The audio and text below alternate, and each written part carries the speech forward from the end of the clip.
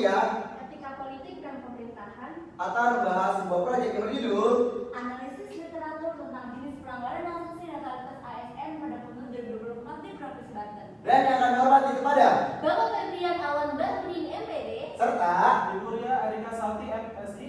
Nah, di sini kami akan memperkenalkan diri yang paling ujung. Perkenalkan, nama saya Nanda Ibrahim. Saya Ahmad Siti Udaya. Saya Jody. Saya Koibudin Tanjung. saya Sutiati, saya Desina Rabiani, saya Stefana, dan saya Dwinati Manu. Nah, itulah penjelasan dan simak selanjutnya. Yuk. Yang pertama yaitu mengenai latar belakang. Yang kita tahu tahun 2024 kita sudah melakukan pemilu, yang dimana kita lihat ASN banyak melanggar suatu hal yang menjadi profesionalisme birokrasi yang terbebas dari yang namanya pengaruh politik dan yang menimbulkan bias kebijakan. Nah, kita lihat berdasarkan kasus KSN 2 April 2024 terdiri dari 481 laporan, 294 ASN terbukti melanggar netralisasi yang dimana sebesar 71,6% yang dideteksi oleh PPK, ya kan? Nah, pelanggaran ini diduga dengan pelanggaran yang dimana dukungan terbuka, kampanye menggunakan fasilitas negara, aktivitas politis di media sosial yang tersebut melanggar dari netralisasi dari ASN. Nah, selanjutnya ada di pembahasan rumusan masalah.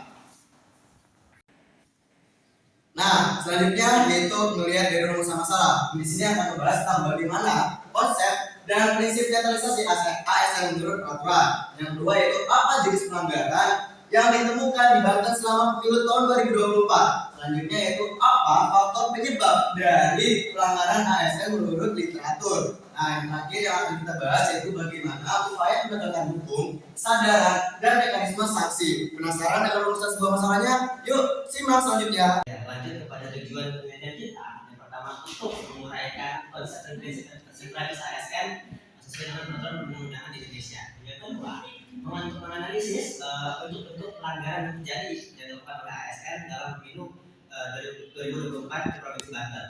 Yang ketiga, untuk mengidentifikasi apa saja faktor-faktor penyebab pelanggaran yang terjadi tersebut. Dan yang keempat, untuk menelaah upaya-upaya apa saja yang sudah dilakukan oleh penegak hukum dan sanksi apa saja diberikan kepada pelanggar ASN tersebut pada pemilu 2024 Provinsi Banten. Selanjutnya kepada usaha aparatur sipil negara atau ASN merupakan bagian dari penyelenggara negara yang berfungsi sebagai pelaksana dari kebijakan kebijakan publik, pelayanan publik dan perkat serta pembangunan bangsa di Indonesia.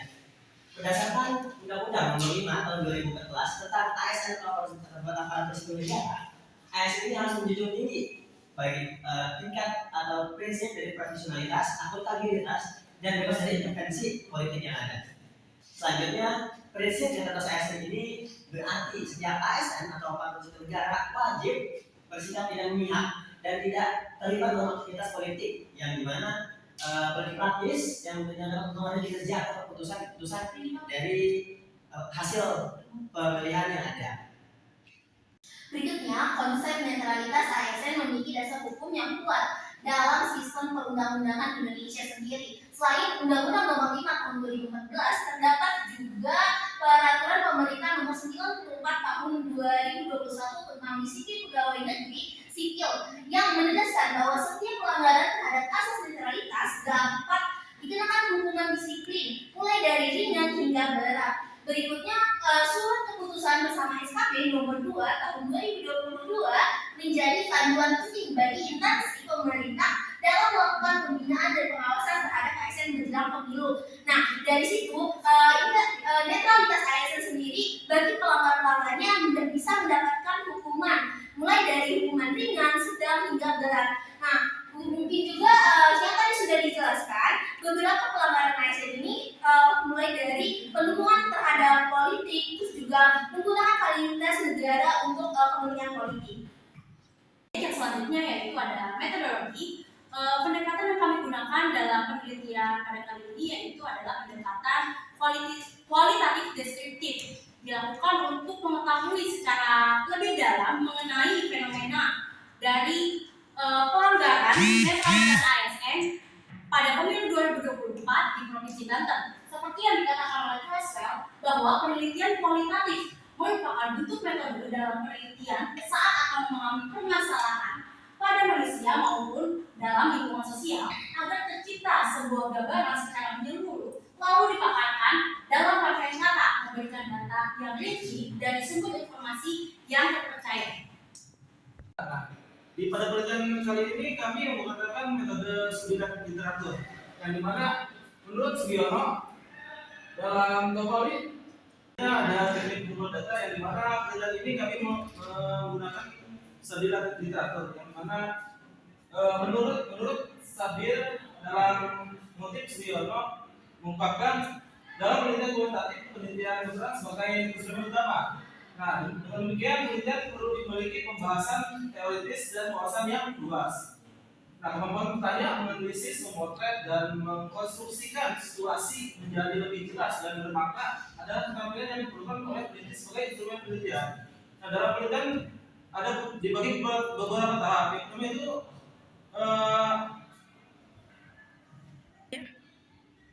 ada beberapa tahap dalam pengambilan data.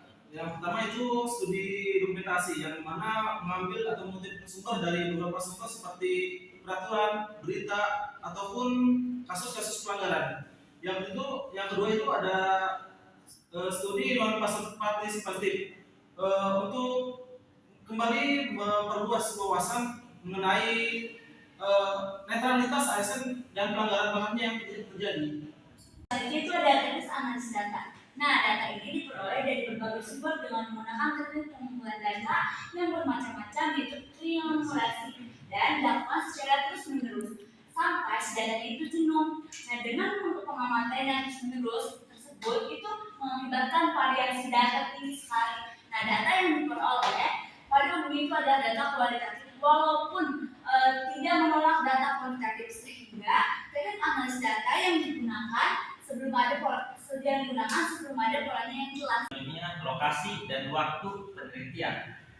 Penelitian ini dilaksanakan pada bulan September hingga Oktober 2025 dengan kegiatan berupa pengumpulan dan analisis sumber-sumber literatur seperti jurnal ilmiah, undang-undang, laporan resmi KSN dan TKN, serta berita kredibel yang berkaitan dengan pelanggaran netralitas ASN pada pemilu 2024. Penelitian ini berfokus pada Provinsi Banten, khususnya di Kabupaten Pandeglang, karena wilayah ini menjadi salah satu daerah dengan temuan pelanggaran netralitas ASN selama pemilu 2024. Lokasi ini dipilih bukan sebagai tempat pengumpulan data lapangan, melainkan fokus kajian literatur berdasarkan data dan laporan resmi yang relevan.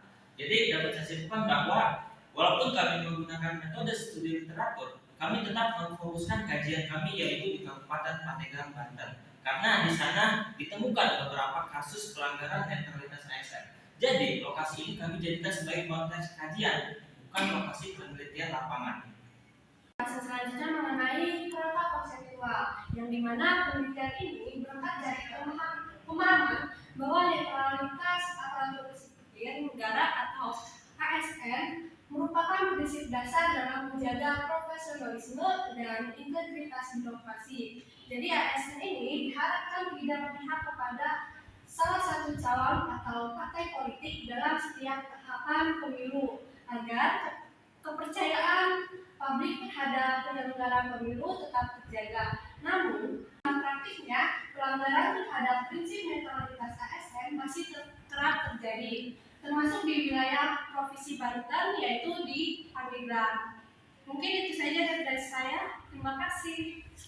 Menarik bukan penjelasan dari kelompok kami. Terima kasih dan wassalamualaikum.